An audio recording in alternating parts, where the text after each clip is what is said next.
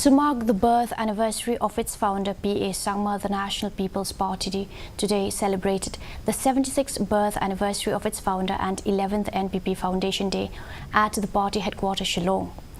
The program began with the party members offering their homage to the late leader and founder and followed by a short prayer service.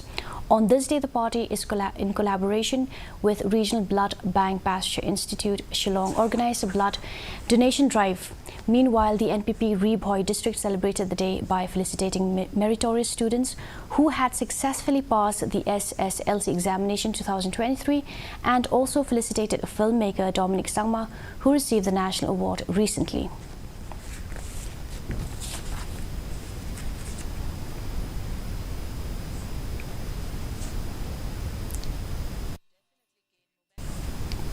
And now for the weather report. Maximum